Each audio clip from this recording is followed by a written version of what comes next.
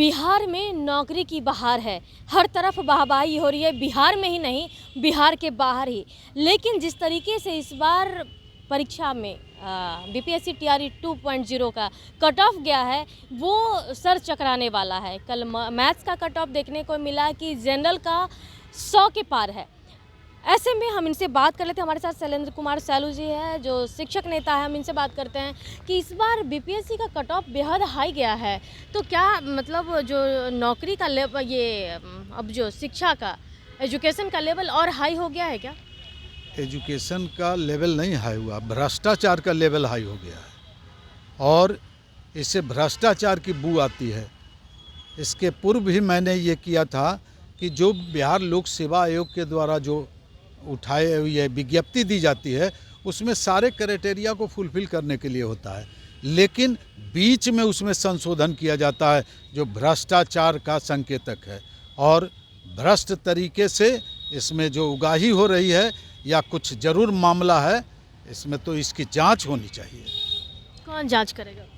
जांच करेगी बिहार सरकार, उंगली उठेगी। क्यों कट ऑफ मार्क्स को आप ही कर रहे हैं? क्यों भाषा के अंक को आप संशोधित कर रहे हैं? कौन सा पहाड़ टूट रहा है? इसलिए आप जो है इसमें ओएमआर के में आकर संशोधन करने की बात आप कार्यालय में करते हैं। ये कोई परीक्षा का अनुकूल नियम है क्या? कोई उसके लिए प्रावधान है क्या? आज तक के इतिहास में नहीं हुआ। और जो आप क्वेश्चन लीक हो जाता है उसके लिए क्या करते हैं? आप स्थगित कर देते हैं। क्यों करते हैं आप? जो परीक्षार्थी इसमें अनुकूल, इसमें आपके विज्ञप्ति के अनुसार जो फॉर्म भरते हैं, फिलअप करते हैं, तो उनका उसी स्तर पर ये होना चाहिए केंद्र बिंदु, न कि उसका आप अब संशोधन कर दीजिए, कट ऑफ मार्क्स कहीं कर दीजिए, उसमें भाषा का अंक खत्म कर दीजिए। ये क्या होता है? ये तो मनमाना है।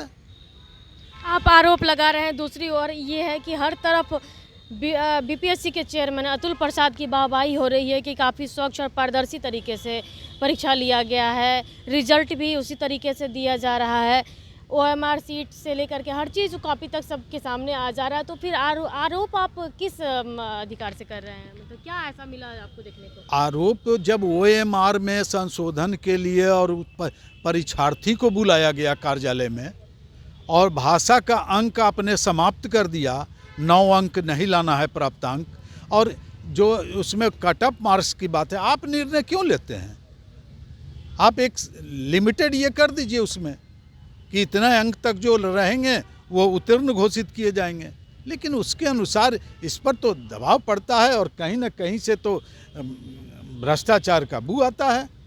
आप वाहवाही लूटते हैं। बिहार विद्यालय परीक्षा समिति में प्रयोगशाला नहीं है, प्रायोगिक कक्षाएं नहीं हुई है, अंक पत्र में प्रयोगशाला के, और आज इधर जब के पाठक जी ने ये किया है, अंकुश लगाया है, तो प्रायोगिक परीक्षाएं हो रही है। परीक्षा में उत्तीर्णता 23 लाख बच्चों का नाम काटा जाना, सब क्या कहलाता है? बीपीएससी की ही बात नहीं है, तमाम शिक्षा विभाग में जो भ्रष्टाचार का है वो संकेत मिल रहा है। समाज भी उसको पैनी निगाह से देख रही है और जो राजनीतिज्ञ हैं, जो भी विरोधी दल हैं, वो भी देख रहे हैं और उनकी भी मंशा है इसका उद्भेदन करने का। और जो अभी फ़िलहाल जो ये हुआ है, क्या नाम है, बीपीएससी से जो आप उनका ओएमआर जो है और जो अंक पत्र जो किए हैं, उसमें कहाँ संशोधन हो रहा है?